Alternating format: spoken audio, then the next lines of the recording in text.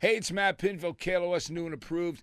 I'm here with one of my great friends who, man, from the beginning of his career, I've been a fan of his. He's just an unbelievable human being and a character he just stands out, loved by so many if you're in the rock world. And I'm just happy to have him here. It's Shavo, of course, you know him from System of a Down. Also, now, from 7 Hours After Violet, and he's done so many. Shavo, how are you, man? Good, man. Thanks for having me. And you're one of my favorite people. So, we met long time ago, early on in my career, and we've been friends ever since. Like, you're one of those people that I didn't just meet and then not see again for a long time. We've been communicating throughout the years, and I see you here, and it's just always the same, and we're always the same people, and you haven't changed. And of course, hopefully, I haven't changed. You haven't. It's That's the cool same. thing. It's a. So yeah, it's so great to be here. Thank you again. Yeah, I love to have you, Shavo. It's great. We first met, and I first saw you with System at Ozfest in New Jersey, and it was originally called the Garden State Arts Center, and then it's, you know how they change names, of like course. the third party, like sponsor Corporations kick in. Corporations every year, but. Yeah. It was so cool. I remember I met you guys, and you were just the coolest and the most interesting band on the bill. I was like, this is so cool. And what year was that? 98 or 99? It was, I think it was 98 because it was First the one. first one. Yeah. Wow. All right. And it was like, I remember that me and Maynard from Tool. That's right. It was the first one. Yeah. Yeah, and Evan from Biohazard. We were all like hanging out, and we checked you guys out. And you had a fourth Baldy. Yes, absolutely, the best. Yeah. You know what I mean? Yeah. It's so let's. I love the new band. So let's talk about this because you and I were at a birthday party at the Rainbow when you were first talking about putting the band together. Yeah. And you were finding the guys, for 7 Hours After Violet. Tell me about that process. So we started with just me and Morgoth Beats. He's a really incredible producer and guitar player. He produces everyone from MGK to like hip hop artists to like horror, a bunch of people. He's just very finger on the pulse of what's going on, right? Also a songwriter. So I met him at my 22 Red anniversary. It was on February 22nd, 2022. It was like the Tuesday. It was all twos. And it was, I think, a Tuesday as well. Yeah. And I had a party in L.A., and I was doing a radio show earlier, and somehow I invited the host, and he brought Morgoth with him, and that's where we met. I had heard of him before. Anyway, we exchanged numbers. He invited me over to his house studio. I went there. We started making music. Fast forward, we're like 18 songs in, all instrumental, and there's a whole record now. It's like there's more than a record, and we were gonna have just guest vocalists, like features on there of That's like what people you were we thinking know. about at first, Yeah, I was 'cause telling you you. have I so think many I've told friends. you. Yeah, so many friends in the industry. So many people. I thought it might be like the DJ Khaled of rock. Just like, did you get the surge vocals in yet? That kind of stuff. And but I really thought the music was coming out really cool and hard. And being in System, we don't play as many shows. We don't write so much music anymore. It's just kind of we do these one-offs. And I love touring, bro. I love playing out. I love performing, entertaining. I didn't become famous to stop what I love doing. You know what I mean? Exactly. I feel like I fell into that little rut, Because you love music. I so love much. it, bro. You I love did the it because rock. I love it, not because I want to make money. It was never a money thing for me. It was more about like, oh, fuck, Yeah, you can say. if I could do what I love, Yeah. that's like the dream for anyone, and I encourage that in my kids and stuff. So, anyways, long story short, again, we decided on finding a band and putting a band together so I could take this on the road because you can't take features on the road, right? No, you can't. I can't be touring with that, and it'll be a cool record, but it wouldn't be. Yeah, and my then it's not record. the same it too, wouldn't be the because same. right, because It'll all be different. Everyone, Yeah. it'll be a one-off, like a cool thing that might go down in history, like that. What's that? Any like those compilations that came out, like at that store or whatever, like the rock stuff. Anyway, just any compilation that there's a bunch of groups on and stuff. Yeah. It's cool, but you can't tour with it. Long story short, that's the third time. We found members. Morgoth brought in, was working with a band called Left to Suffer, and they're this deathcore band from Atlanta. And I listened to it, and he's like, this guy is really incredible. He could sing as well. And I was like, this guy can sing? Because he's like the guttural growls, He's like, and I love that stuff, like I've loved death metal since I was a kid. I just didn't know nowadays, like, that there's like certain genres now of that, like deathcore. It's like hardcore and death metal, like metalcore. And so I got he brought all this to me because I'm still listening to bands I love, and I've even some of the bands I'm listening to that are in these genres I didn't classify them in genres. I was like, they're a cool rock band, you know? Yeah, exactly. So again, we sent him an instrumental, and he sent this demo back with him singing in falsetto. I was like, wow, how did this crazy, guttural, screamo, growling guy all of a sudden singing like beautiful falsetto, putting chills down my arms, you know, and my spine. So I sent him another track. Again, he busted, and his choruses and his just like his words of choice. You know, I really value people that write well, and they can write simplistically yet touch you with those words. You know, I think Chino's one of those people. Serge is one. Like Chino can say the word bicycle, and it'll be like, whoa, that was cool. You know. Yeah. So the same thing happened with this kid, and he's young. He's 20. He was 26 at the time. You know, and I wanted to surround myself with younger, more modern, talented people. You know, I could have just invited all my friends and stuff in bands, but it would just be a bunch of old guys doing doing what we love, but it wouldn't have this modern twist that I love too, you know. Yeah. So that was the thing. So we had him come through. Josh Johnson was the drummer of Winds of Plague. He was always around, so I was like, I checked out his drumming. His drumming was incredible. I said, this guy could do the drums, because we actually in the beginning programmed most of it, and then we had him play it, you know, and he live. played over it, and it was just... It's crazy, right? Oh, my God. And then I had Morgoth play rhythm guitar, because I just wanted him around, and, you know, he was there from conception, so I was like, why not have him be in the band, right? And then last, I wanted a lead guitar player, because, you know, Morgoth's a rhythm guitar player. I want to play bass, of course. That's even though you gotta play bass. For live, but on the record, I played all the guitars and bass, you know? Yeah. Morgoth played a little bit of few parts, you know, when I wasn't around, but most of it I wrote the riffs and the bass on live on the record, you know, played them on the record. So, but I wanted a lead guitar player, someone that could rip. I didn't know I needed a second singer, but so Alejandro Aranda, who's Scary Pool Party, who was second runner-up for American Idol 2019, and I had no clue of this, right? Yeah. And so he worked on a song with Left to Suffer. So Morgoth felt his energy and his vibe. He's like, dude, I got a guitar player for it, and he can sing too. I was like, who is it? He's like, American Idol. I was like, wait, you know? Like, I literally imagined some Kenny G looking guy for some reason. I don't know, like someone that could sing like, let's say, not Nickelback, like Creed or something. Like I thought that in my head, right? And I was like, I don't know if that's the vibe we're going for, right? And he showed me a video of him, and I go, this kid? I follow this kid. I didn't even know that Alejandro was Scary Pool Party at the time, right? Yeah. Because I found him online just scrolling, you know. I thought he was so talented. I was like, yeah, bring him on. So when we brought Taylor in to do vocals, we took 3 weeks. I flew him in from Atlanta, and we locked ourselves in Morgoth's home studio for 3 weeks and just drilled through all the vocals. And he helped a lot, and he sang a lot. So he became the guitarist / singer of our band, like co-singer of the band. So did Taylor and Alejandro immediately vibe? Was it They great? vibed on a Left to Suffer song, and they loved each other already. They were like talking like they were best friends. I was like, this is a great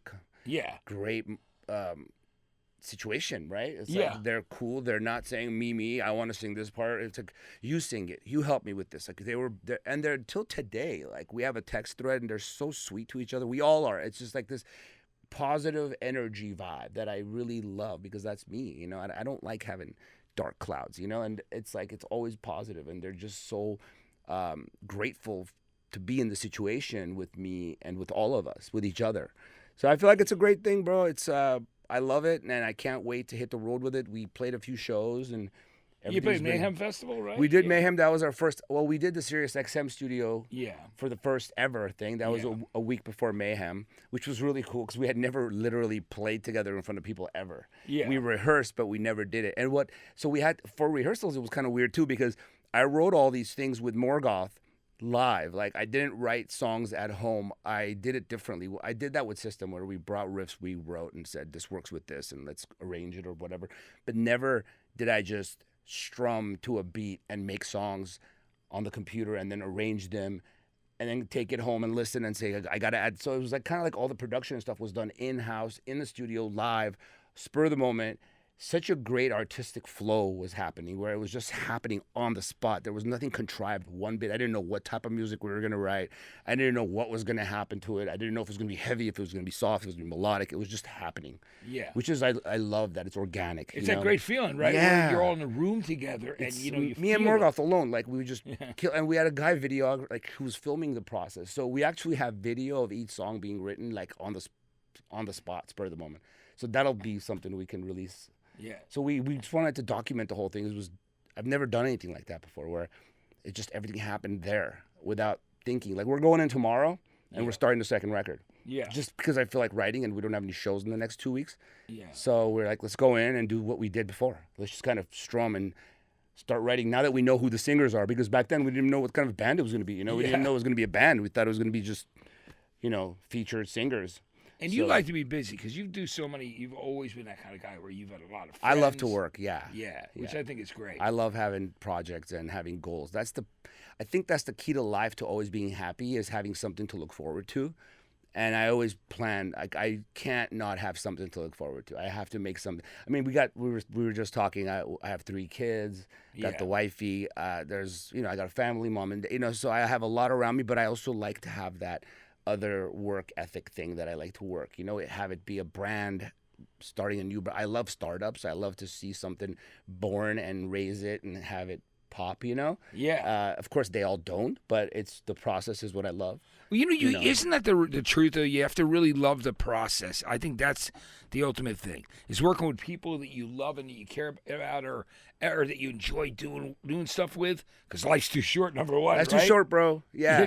It's way too short. But it's amazing. It's like, that's the goal. I always say to people, they ask me, what advice do you have? I said, you got to love the process. You got to enjoy what you're doing. Every minute of it, bro. You have to enjoy even the failures, because we learn throughout the years. I know people are saying this now online, and you see memes pop up, but failures lead to success, because if you don't fail, you don't learn how to correct things. And so failures are experiences. They're actually wins, because and you grow. You grow from it. It's growth. I teach my kids that all day. I say, what doesn't kill you makes you stronger, makes you grow. All failures are not. It's not a failure. Failure is when you quit. Yeah. That's a failure. Yeah. That's something that once you quit, Yeah, and that's the thing. You got. It's like it's that whole thing. It's not how many times you've been knocked down. It's how many times you stand up again. Thank you very and much. Keep going. Because they say this man's had this many failures, or this person, but it's like, but look at the positive things that he's also, or she's also done. Yeah. You know what I mean? Look at all the successes they've had. You got to count those. You really do. Hey, speaking of kids, talk to me about coming to the country. From Armenia and from overseas when you're 5 years old. What was that experience like for you? Dude, I don't know. I was a single, only child. So when I was 5, my parents and entire are like I should say like the entire, like what do you call it? Family, but extended family, where it was my dad's cousins, mom's cousins, grandparents on both sides, uncles, aunts, everybody kind of migrated. But because in 79 it was, I think our borders were shut, right? Yeah. So we had to find means of getting here legally, because we were never illegal. So we had to become citizens of other countries. And then because we were, at the time, Armenia wasn't a country by itself. It was a republic of the USSR. Right, yeah. Because they had taken over us and turned us into a republic. Yeah. And so we were part of the USSR, and then there was that Cold War happening at the time. So we moved from Armenia with nothing. Like my parents didn't have anything. They left everything behind. Moved from Armenia to Rome. I think we lived in Rome for a little while as refugees. And then from Rome, we finally got papers, and we moved to the East Coast. I was going to be an East Coaster. We lived in Queens for about 5 to 6 months. Yeah. And then my dad's side decided to move to L.A. Yeah. And my mom's side stayed in New York. So I stayed with my mom, and my dad, he was the eldest, so he had to take care of his mom. My grandpa had passed away before I was born, whose name I got, by the way. Yeah. So so he had a little brother. So he had to take care of him. So he moved, so I didn't have a dad for a little bit. And then my mom didn't want me to not have a father, so I remember that move, bro, that flight. I was 5 and I remember it, flying from New York to LAX. It was crazy. Yeah. And not knowing anything. It's like, imagine but my mom knew we were going to move years prior. they wanted me to become a certain age so the move wouldn't be too crazy for me. So she would teach me. She was she knows like so many languages. My mom, she's a very smart lady. And so she would teach me English from like my first language was Armenian, of course, in Armenia, but she would also teach me words in English. So when I got here, I wasn't completely clueless to English, and then they put me into a preschool or a kindergarten. Yeah. And it was crazy because like the culture shock was just wild in can only LA. imagine. I moved to North Kingsley Drive in LA, which is East LA. Yeah. Between Sunset and Fountain, Yeah, the North Kingsley, Yeah.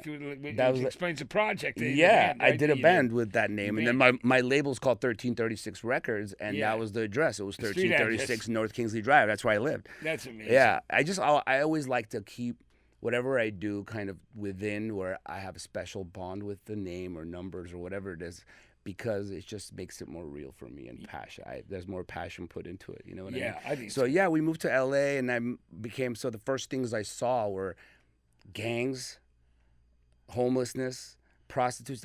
At that time, prostitutes would be kicking it on the corner of Kingsley and Sunset with the motel there where we saw Chop Suey later on. It was right on my block, and we went to the hotel I grew up next to and asked the motel and asked if we could do it there, and we did it, and they allowed it. It's so crazy. So there's that.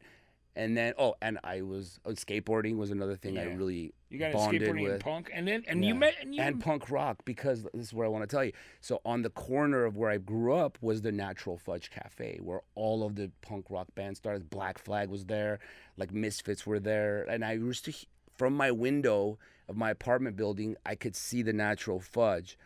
And I would hear and see all the people outside at 5, 6 years old, and I'd be like, "Whoa, that's so cool!" I found it cool at that age. There was like a magnetic attraction to that world. I could have been attracted to gangs. I could have been this, but I was attracted to the skateboarding, and I was attracted to music. Yeah. And then I saw a mural of Kiss somewhere on Sunset, and that was it for me. I was like, okay, I'm gonna do that. That's something I want to do, because I didn't even know. And then I saw them on Solid Gold in '79. That was it. I think that was because it wasn't the music of Kiss I liked. I think it was the theatrics. It was the entertainer aspect of it, right? That you could like play music and blow fire out of your mouth and wear makeup and spit blood. I mean, come on. You can't. I mean, as a 6-year-old, 5-year-old, you can't. That's undeniable amazing. cool. Yeah, it absolutely is. I mean, as you're attracted, you see those things, and you're like, I want to do that. And so then you met Darren and Serge really young too, right? Were you guys in school when you were like how old? So, because there was an Armenian school in Hollywood, and my parents, we had zero money. My parents both had double jobs, right, just to pay the rent. So instead of like spending money and saving money, they would send me to this Armenian school after the first kindergarten thing. So from 1st grade to 10th grade, I went to this Armenian school. And Serge went to that Armenian school, but he was years older than me. So I knew of him. I didn't know him, Yeah. And then Darren came in and out for like a few years, I think, and he was a year younger than me. So I knew of him as well, but we never like kicked it or hung out. So fast forward to 94. I was in a studio in Burbank. We're playing with this band that's called Helen 55 now, by the way. They're out. They're still around, which is really cool. And we were called Roswell at the time. And I had just made the move from guitar to bass because I couldn't find a bass player that was like played the way I wanted a bass player to play. And so, but I could find a lot of guitar players. So I was like, let me just do the bass. So I just picked up the bass just to be able to play it the way I think a bass would be played, which is the meat and potatoes of the band. You don't have to shine to shine. You just have to fucking keep the rhythm right. And it's so important. That's how you shine. Yeah, you shine by keeping the bottom. You know what I mean? You don't have to be over the guitar. Anyways, so I did that, and then I joined this band. I think it was through the Recycler or something. I found them, and in the same complex, I saw a bunch of my friends from like that school jamming, older kids, younger kids, and I gravitated towards them, and I was friends with a few of them from before as well. And Darren and Serge had started a band. They were naming it Soil, and then they asked me to manage them because they're like, you got this, you're a go-getter. Why don't you just, help us? And they already had a full band, so it wasn't like be my guitar player, bass player. It was like, do something with us because we love you, And I'm like, okay, sure, I'll do that. That was my first but like my first try at like doing that. Yeah. And before I can really do much, they imploded. They had a problem with the bass player, and I knew the bass player really well, and I didn't want to take his place. And it was because when they asked me to join Soil, it was a little awkward because out of all of them, I knew the bass player best. And now the bass player is out, and I'm going to be the bass player. I said, it's kind of like taking my friend's ex-girlfriend. I don't want to do that. So luckily, I should say, the drummer left at the same time because he got married and had to move to Hawaii. It was this Hawaiian guy named Domingo, who I still communicate with, too, on, like, social media. Yeah. It's weird. So when that happened, I just told Darren, I said, why don't we just start a new thing? And, like, we could use a lot of the riffs and stuff that you've already written because the music of Soil was incredible. I'll be honest. It was like, imagine System, like 3-4 System songs in one progressive huge song. Yeah. Oh, yeah. That's what it was. Yeah. And so we simplified it for System. We just kind of made 3-4 riffs in a song instead of 8-12 riffs. You know what I'm saying? Amazing. So that's how System was born, because I kind of didn't want to take his place, and it felt better doing that, I guess, because of the drummer being gone as well. So we were a 3-piece without a drummer for a while. We had a studio, we had the name, but we didn't have a drummer. And it was from Victims of a Down. Was a poem? It was Darren's poem that he brought. Darren's really creative, really fucking So brilliant. are you, man. Thank you. Because you are, though. You're right. Thank you. But I give credit for everyone for what they do. I love bro. that, If you have to, bro. In order to get it, you have to give it, bro. Oh, 100%. I always say that to people. I said, in order to be a friend, to have a friend, you need to be a friend. You got to be a friend, bro. You got to treat people the way you want to be treated. Yeah, always. That's something I've been taught since birth, and that's whatever. I'm sure everybody's. That's a common thing to be told, but not everyone does it. Yeah, right. They say they like that, but they don't do it. Yeah. Anyway, so he brought in Victims of a Down. It was something negative about being a victim. Yeah. I've said this before. And he came back with System, and I was like, boom, done. Like, it's like, fucking System of a Down. That's cool. Even though we're using down as a noun, of a down. It's like, what is that? But it made sense to us. And we like the fact that it's open to interpretation, and there's such this, like, heavy feeling about it. Yeah. There's no way you could have said System of a Down in a light manner. Like, the word system is stress. System. You can't say system. There's no light way of saying system or down. Yeah. They're both, like, heavy words, So I thought it was perfect. Yeah, it really was. And we also liked it because it was near Slayer. Slayer was one of our best friends. So, not best friends, best big influences. Favorite bands, yeah. So they became really good friends later on, and became like the band that took us out for the first time. So it's like so ironic. And so because when you're searching for records back then, at like a record store, it was the S's, right? So like System would be right after Slayer. It's a smart way to think. I mean, I think it's really cool. Because someone looking for Slayer would find System, maybe, And then give it a chance. Give it a chance. This is back in the day when there was actual like records and albums and you know what I mean, vinyl and cassettes and CDs and stuff. Yeah, and CD Warehouse out here and places like bro, that. Like Tower, especially. Tower. And all the Backside Records down in Burbank, and there was a place called in Glendale called Music Exchange that place changed my life. They had the used CDs. Yeah. So I'd go there and I'd like buy like 5 used CDs every month, and I would find new music. That's how we would go in there and search bands we didn't know. Just look at album covers and names. If the album covers were cool and they had cool names, be like, we're picking these up. It's like $4, $5, right? Yeah. So let's go.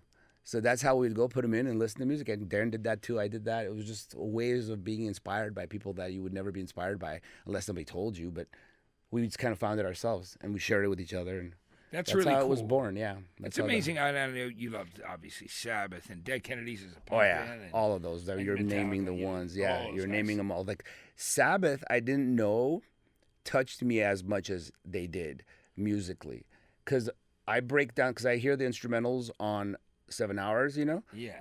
And there's a lot of Sabbath in there, but when I was writing it, I didn't realize it. But now that it's kind of the past that I'm listening to with a different ear, because now it's everyone's music, not just mine. I'm hiding it. Like for a long time prior to last month where we dropped the record, it was like our record, only we knew of it. We heard it. And now that it's out, it's kind of like it's out in the open now. Everyone can listen to it and be everyone's record. So now I listen to it with a different ear. And if you go back to this, which I don't think we've released the instrumentals, but we might, because it's so cool. And have people do other stuff on them. That might be a really fun project.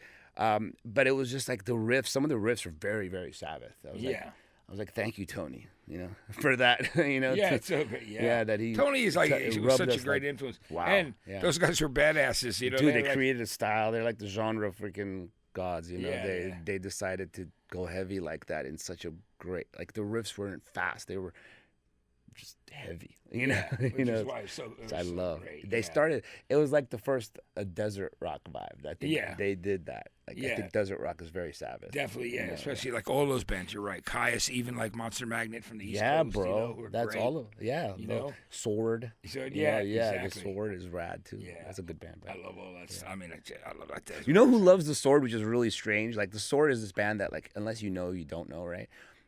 Method Man. Yeah, he does. Wow. Swear to God, the other day I was talking to Meth, and he was like, "Bro, until today's System is one of my favorite rock bands with the Sword," and I'm like, "What'd you say? Like, you know the Sword? Like, how do you know?" And we didn't get into it, but he knows the Sword and he loves the Sword. Yeah. It's so cool. That is He's so a metal cool. fan, by the way. He likes rock music. Methods. Yeah. Right, yeah, he's really cool. Really cool dude. It's true. Like it's amazing how many people. There is such a crossover with hip hop and rock, and Yeah. I mean, you've worked with RZA. You've done a lot of stuff with a lot Yeah, of different RZA's cool like people. a tight, close friend of mine until today. We made like lifelong friends. His kid was my ring boy. Oh, was he? Yeah. That's so it's so cute. cool. I RZA's know, kid, right? That's great. Yeah, back in 2010, yeah, he was my ring boy. And now he's just like, he looks like mini RZA, tall. He's a producer. Big shout out to him. Yeah, that's Baby incredible. Raw. Yeah, he's the bomb. And Speaking of being a young kid, you were also in an AC/DC video when you were a kid, which is so cool. I love that. There's like all these different things that are just like this happened, right? Incredible Yeah, synergies. and it was crazy because the video, like, okay, this is what happened. So we were in college, the first year of like Glendale College, and a friend of mine worked at Kinko's. Yeah. And they made copies, right? So I guess the production team made the passes there at his Kinko's. So he made extra passes. So he brought it to us. He's like, who wants to be in an AC/DC? I'm like, let's go. So it was at the Van Nuys Airport. Yeah. And we go there, and it's, herd of people who are in a hangar, and then they move us into the hangar, and Arnold Schwarzenegger's in the video, right? It's for the Big Gun movie. Yeah. What's that? Last Action Hero? Yeah. That movie. And the song was Big Gun, right? Yeah.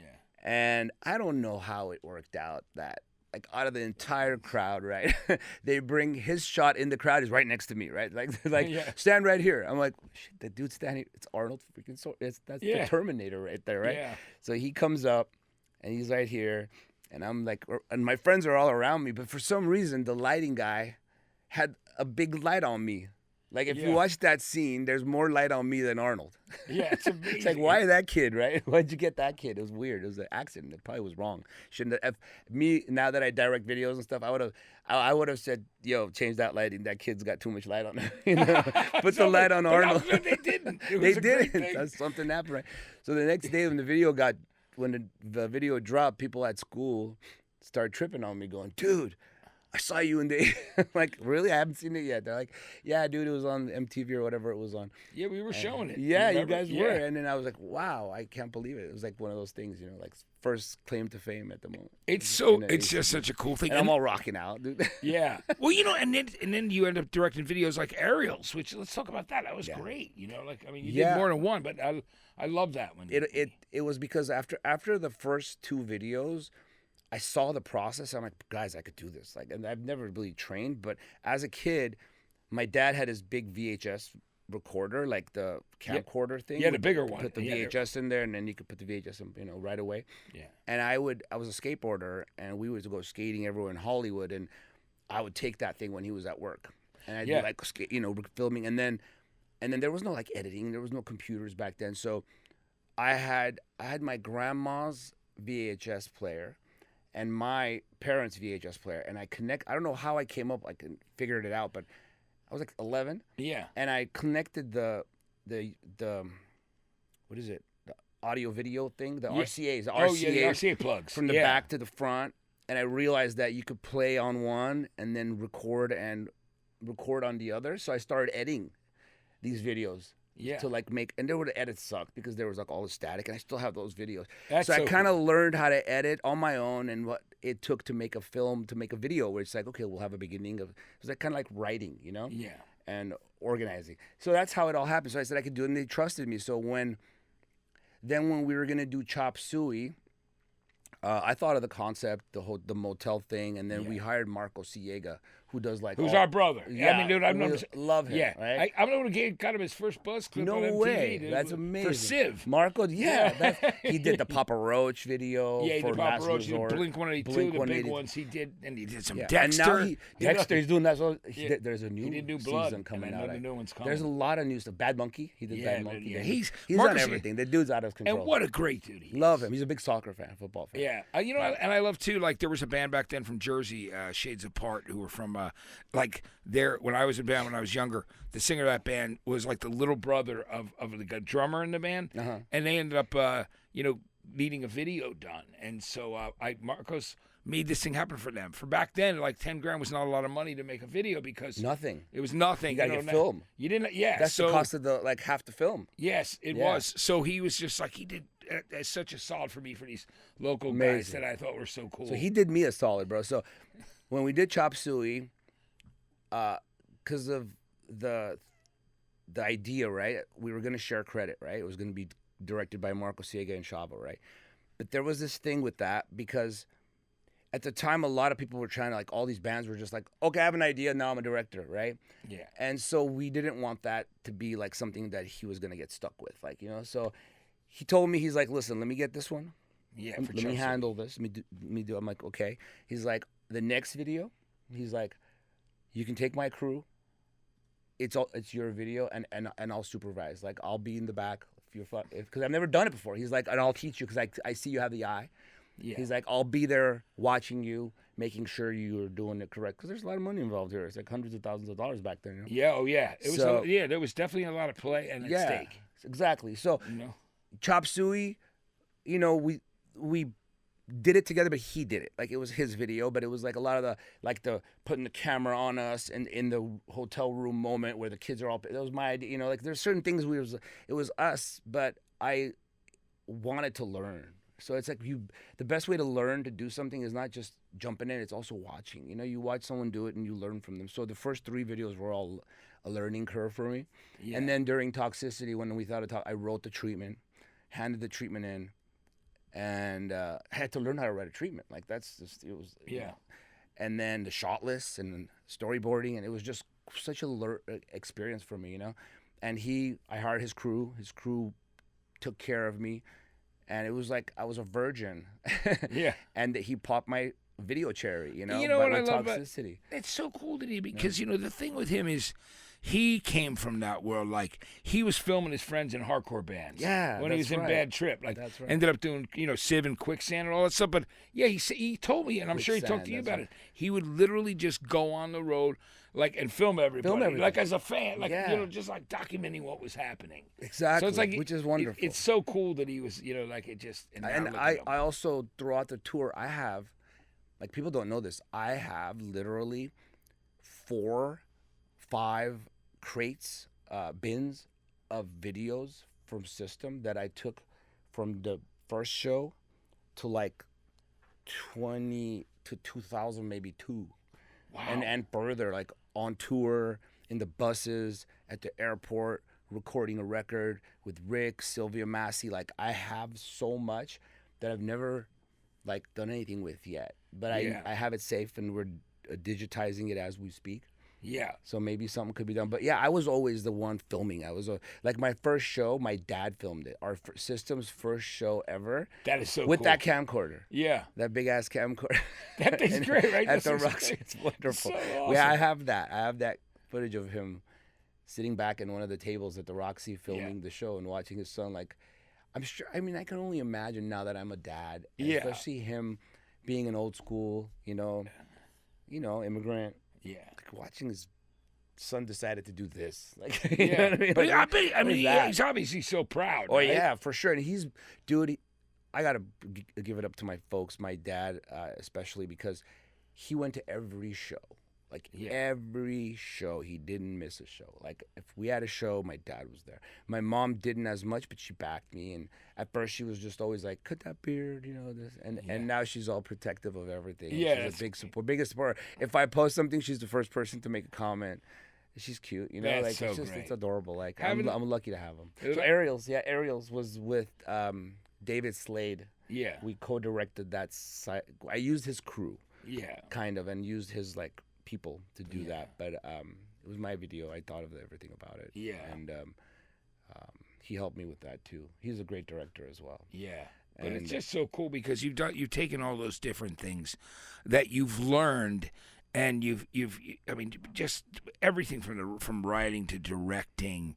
You've done so many cool things. I mean, because you just love. I'm very grateful because I got the opportunity to do it, and I took the opportunity. And you gotta just do it. You absolutely. If you have it in you, just do it, bro. And like I'm nothing special. I just took chances and I did it. And I love when you love what you do, bro. It shows. Yes. You know what I mean. Oh, it yeah. shows whether it be writing a song, directing a video, or performing, bro. You know. If Yeah. you love it. It'll show. You don't have to say it. Yeah, no, you really don't. It's amazing. I remember, like I said, from the first time I saw you guys on that first Ozfest to after the band blew up and stuff, and I'd be at the show, and John would go, sit back and watch from my drum. I would literally be behind I on remember John's you. drums. Remember Yeah, that? Like yeah, I of would be course I watching do. the show. Because it's fun to watch from there. I watched Slayer on our first tour from behind the drums. Yeah. A lot of times, like Paul Bostaph was, Yeah. and just I love that that view. Also Yeah. with Metallica, Yeah. there's a video circulating out there. Someone just showed me or sent to me. I don't remember it. I mean, I might have a little. We're somewhere out with Metallica, and I start one of the songs. Like I'm like they show me, and I'm like holding the drumstick, and there's live, right? And then I go, pss, pss, pss, and they start. And I was like, great. and I'm just behind the drum riser after that. And I was like, what am I doing? Like, how did I get up? Yeah, you just that's Like, great. I must have been drinking at the time, because, Yeah. I We had talked. just But- things we've done. Yeah. Oh yeah, it's amazing. Like I said, and you're right. That point of view from John's drum riser, because he invited me. He's like, Matt, you should watch this show from It's here. interesting. Yeah, it's a It's great so view. It's like the cool. drum tech view is really a great view. Yeah, You get to see the crowd. I love the band view over the crowd views, be honest, because they have 4 people they're looking at. I've got thousands of people to like experience and watch. I don't just like when I'm doing this, I'm not just dazed. I'm actually seeing everyone's reactions, and I'm vibing with people and catching their energy and giving it back. And that's so fun to be able to do that, bro. Yeah. It's like back in the day as a kid, I'm in the mirror with a tennis racket, and now I'm doing that same shit in front of an audience, and it's been 30 years now, and freaking out, how blessed can you be? And great, so it's so cool. It's a blessing, Yeah, and I you're love the grateful. audience. Of course, I'm grateful, bro. How can you not be? I That love, could have been anyone else in my position. You know what I mean? Like, you it's gotta be just grateful. amazing, And before we run, I just, but I'm just enjoying this conversation so much, man. Me too. Bro. We're gonna have to do it again soon. But I want to, also want to say one of the things I love that you did with, because I know you're always tight with the Deftones too. And we love Chi, man. Oh, right? dude. When we lost God Chi, rest his soul. yeah. That was a devastating thing. Devastating. I went to the hospital where he was at. Were you in hung out with Jersey his- for that? The second one, or at the end? No, it was. I was here. Yeah. And he was in. Was it San Jose, Sacramento? Yes, Sacramento. I think it was yeah. Sacramento. And I flew out to him. He was in a coma, and I was like, I was convinced I could get him out of there. I don't want to get emotional, but I was like just convinced. I sat there with him and talked to him and talked to him and talked to him. I thought I made a difference. I thought he moved. I don't know. There was so many things, so many emotions, and then he just, losing Chi he was got worse. Yeah. Man, it's part of life. It's one of those things where you're gonna lose people you love. Yeah, you but are. that was just done in a wrong. It was just bad. It was. Yeah. And he, because of his accident. kindness, Yeah, he he was like such the a most sweetheart, positive, man. kind. His smile all the time, right? Imagine That's you, it, because you're bro. positive. You got Yeah. the same. I love that. I mean, that's the thing that He was keeps wonderful. I love him. Like we hung out so much. Like when we toured with them, they were some of the funnest times. Yeah, I loved him, man. I was so glad that they Korn on the second album, Life is Peachy, name checked him because his playing inspired that song, right? He's ridiculous. He was so he good. was ridiculous. You guys were, man. And you still are, but I love there's a crew, and I love when you guys did the whole thing where you played with Chino. You know what I mean? Chino's come off stage a few times with us. I don't know why we just had that big show. We should have had him come on stage. I don't know why we were just all in our own thing doing our when we had the show in And in Golden State Park. Golden Gate Park. I mean, yeah.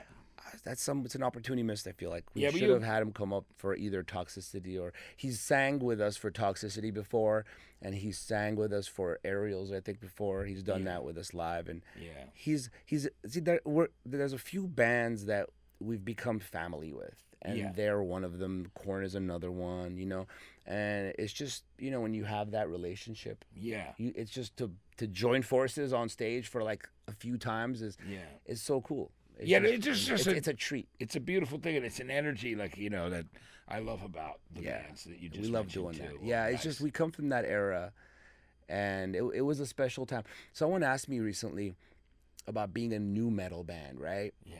And I have a different outlook on new metal. It's not a style, you know that, right? It isn't a style. It was new metal at the time. It was an era. It was an era. Yeah. It was an era where bands played heavy music, but did it in another way. Like they didn't do the basic 80s heavy. Yeah. They mixed rock metal with something different, whether it be hip hop, punk rock, eclectic stuff, complicated progressive stuff. Yeah, like psychedelics or prog. Like just people did different things. Like for example, Deftones had that Portishead vibe that they brought into metal. It's so freaking cool, right? Yeah. There's a whole style now. There's a whole Deftones style music right now popping off on TikTok and everywhere. You know what's wild? It's like it's interesting because called? YouTube bands. There's them. It's called shoegazy or something. It's based on the original '80s shoegaze stuff, but it's a different thing, and it's just so cool that young people are finding and the Deftones and Korn and all. Because it's great. if you think about it, bro, even though we got villainized a little bit, the new metal thing was like cheesy for a while because every era comes out and it's cool. Yeah. Then some bands come up that ruin that cool vibe. Remember back in the day, metal was rock, right? Yeah. Heavy metal was great in the 80s, with then these bands came out that like kind of ruined it. The cheesier glam hair metal bands some came of out. the ones like Third Tier. I don't want to name them.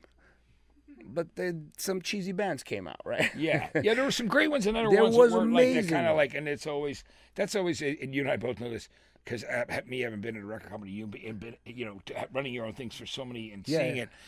A lot of times these record companies, have been chasing their own tail, right? That's what they do. It's like when you're trying to do it again, like what's already big, and you're trying to create these new bands that are already big. You've lost it. You've lost already. You've missed it. Yeah. Now you're killing that greatness. Yeah. You need to start thinking different and start doing the next good thing. Yeah, look for something. We're always good. And when they say it's all been done, it has not all been done. No, it's not all. There's so much to do. And there's young people coming out that are great all the time. Yeah. That are creating new things that are inspired by other things. Like yourselves. We're inspired, bro. You can hear Iron Maiden in System all over the place, bro. Yes. It's because we love that. Exactly. It's because we've listened to it. And then Iron Maiden also has that eclectic Middle Eastern Mediterranean vibe sometimes in there when they do the Egyptian which is shit. super cool. Yeah, bro, they do that power slave stuff. So like it has to do with your roots too. Like it's the roots, but we brought that into heavy music. Yeah.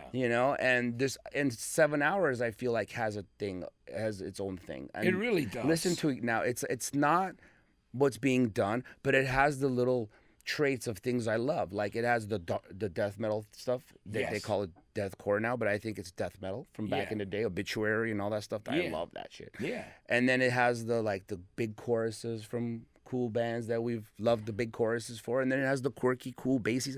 Like it's just got stuff that I love. I wrote what I want to listen to, kind of. Yeah. And it's like if I had my pick of like how to blend music and have this special thing, I kind of did that by accident. Yeah. How about Radiance, this new single? I love that track. Thank you. There's so many different things. Talk to me about that song. That song? Originally that wasn't even going to be on the record because it was the softest one, right? And I wanted to make a heavy record. But and also, I think I told you this outside, and I'm going to tell you right now on the air. So when I wrote that chorus, listening to it instrumental, it reminded me a little of the Cranberries, of Zombie. It just I was like, man, I can't drop this. This is Zombie. They're like, no, it's not, bro. It's not even the same key. It's not in the same progression. It's just, I'm like, but it reminds me of it, right? But then when Taylor and Alejandro came in and did that big chorus over it, it became its own thing, and I was just like, okay, I'm proud of this now, really, because now the whole song changed for me, because all I could hear is that in my head. Once you have that in your head as an artist, a musician, I'm very I get what's the word, obsessive about things, you know, and I was obsessing on that sounding. I don't want anything to sound like anything. That's another part of this whole band, that I don't want anything to sound like another that already exists. That's the hardest thing, but it's like, that's kind of the hardest part of making that record, was not letting anything sound like anything else. Yeah, I mean, because it's very diverse with live, you know what I mean? Over here to radio. It's cool. Like a song like Abandoned. Like Abandoned is like becoming one of my favorite. Sunrise. Like Sunrise doesn't exist out there. Like there's nothing like Sunrise. There isn't. It's just this heavy, dark shit, and then the operatic vocals over it is crazy. It's really cool. Yeah, it's really cool. Yeah, I'm proud of it. You know. We have a lot of tours booked for this coming year. Can we talk about that? Yeah. We'll be in Europe all of June. Yeah. And then we're doing the Tool dates, which just freaking landed on me out of nowhere, in Mexico. We're doing Mexico City, Guadalajara, and Monterrey in March. That's going to be great. With Tool and the Cult, which is freaking so, I'm so grateful for that, you know? These are guys we love, too. Yeah, that's what I'm saying. I'm going to be able to play a show. And then that's another thing. What I love about 7 Hours, we're opening. So we're this opener band. With System, it's always we're the last. Yeah. So it's like I'm usually getting ready, and then I play the show, and it's over. And I can't watch anybody. I can't enjoy other bands. I love that still. Yeah. You know, I love watching bands play. So with 7 Hours, we get to play. I take a shower. I'm done. I get to watch all the bands again and enjoy the night and go to a show. It's like going to a show every time I have a show. It's like playing. It's not just playing a show. It's going to a show. Yeah, and because you're all charged up from playing live anyway. You've got that energy. You want to go hang out. You want to go hang out, watch the Cult, watch Tool, watch it's gonna be great. So then we're booked. We're doing Sick New World in Vegas. So we're gonna do some fun stuff, bro. I'm just looking forward to all of it, and you know. Yeah, it's gonna be great, man. I one last thing to ask. It's crazy because I almost forgot.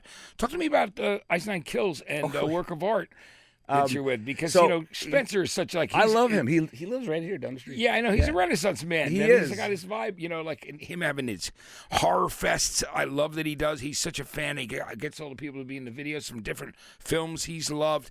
And he does that horror con up in Salem, Massachusetts. That's right. He's a Boston guy originally. I love that he's got that passion. And he's living a dream, bro. He had two passions, music and horror. And look what he did. Yeah, I mean, he's got that band. The band is at first I didn't get it. I was like, how is this a thing? And then I listened to it. I was like, of course it's a thing. It has to be. It's so awesome. It's perfect.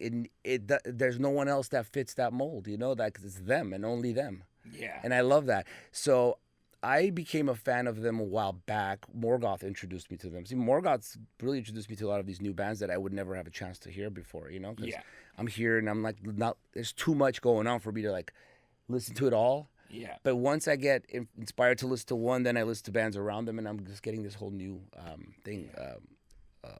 library of music to listen to. So they played Sick New World this year, So I was on their stage. I watched them. I met the guys. I had already met them a few times elsewhere, just at parties or whatever, Yeah. And I just dug them, man. I dug their whole vibe and everything. And then I think it was this summer I get a call saying that they have a song they want me to be a part of, and so I said, sure, send it to me. And then they sent me the song, and they said, just do whatever we want your flavor on it. And I said, okay. So I went in there, and it was, I broke it down a little bit. I did bass lines throughout the whole song, added stuff. Yeah. And switched little things around. Not a lot. The song was pretty much there, Yeah. And I sent it back, and then we did the video, and they invited me to the video to be the guy that gets murdered at the end, because they kill so Art the Clown kills the bass player. If you haven't seen it, Art the Clown kills the bass player, he has the whole crowd kill themselves. Yeah. And then he kills the bass player, grabs the bass, does a bass lick, throws the bass out into the audience. Guess who's in the audience? Not dead, me, right? Yeah. So, it's just cool, right? Yeah. I can't believe I'm telling you the story, really. And then I get up on stage and finish the song with them. And then he blasts the band, and we all die. It's amazing. I mean, that was the coolest shit ever. Dude, it's so great you did. And I remember, I think maybe you guys talking together at a party upstairs at the Rainbow, too. Where there's a lot of guys out. We were all hanging out that night. Yeah. And I was in that Welcome to Harwood video there, just as a juror, right? That's right. That's right. And I realized when I was sitting in that place where they shot that it was where We shot the Limp Bizkit rearranged video where I was the judge. Was that where it was? Them to I death. didn't Yeah, even think it was like about amazing. that. I'm like, holy shit, I'm back here like 20 you years were later. that judge, bro. I was the oh judge my who's God. in rearranged and Now- sentenced Limp to death. Shit, Woodstock that's so crying, cool. That's it's like- amazing. and we had so much fun. Yeah, I bro. mean, And you just did it 20 years later. yeah, like 20 years, 22 years later. And or I so. love those guys. That's so great, though. Ice Nine Kills Yeah, love Ice Nine Kills rules. There's a few really good. Bro, I want to tour with them. I Yeah. want 7 Hours to go out with Ice Nine. I think it's in the works. Yeah, that would be Yeah. great. Shavo, I loved having you here, man. Thanks for coming in. Dude, always a pleasure. You're one of my friends forever, and just talking to you is like talking to a friend. So Yeah. you made this easy. It's the best, man. Thank you so much. Hell yeah. Shavo, you got to check out the new album. I mean, I can't believe how excited I am about it. Hell yeah, Every thank you. That makes me single excited. time. Yeah. You know, it's been like I think about us meeting that first time, and the four of you guys were by a chain link fence. We were talking through the fence. Oh my God. It was, and you guys had just gotten off stage, and I mean, like, it was amazing. I have the image of the four of you guys. Goes, these guys look cool, and I loved what they just did. And we met. And were we playing main stage or seconds? Because we're on the second stage. second. We never hit the main stage. Yeah, I second. think they would let a second stage band play Ozfest once or twice the entire tour. It was definitely you were on the smaller stage, but it was great. It was the Which is best. how I wanted. Forget the main I wanted to stage. do here, and you guys are like had just come off, man, all sweaty and stuff.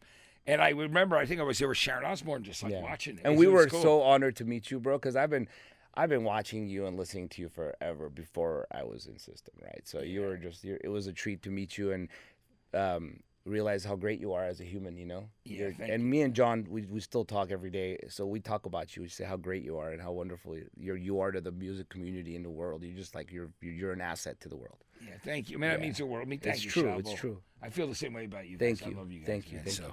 thanks for doing this. Dude. That means the world. I just want to tell you how Hell much yeah. I'm always grateful, you know. I feel very blessed. Of to course, do what do I do and work anything with you- people that I yeah. become friends with. That Exactly. I just, you know, That's a perk. it is. It's a perk. It's the best. It really is. So anyway, everybody, I just want to tell you, it's unbelievable. 7 Hours After Violet is the new album, right? And I wanted to also say it's self-titled, but it's Shavo and his band. You got to listen to the rest of the record. It's an incredibly diverse, great record, and check out the Ice Nine Kills song too, a work of art that he's on. And I'm sure we're gonna keep everybody up on everything that you're doing, Shavo. Thank you. I'm pumped about it. New and approved is what you're watching and listening to on KLOS. I'm Matt Pinfield. Take care. We'll see you next time.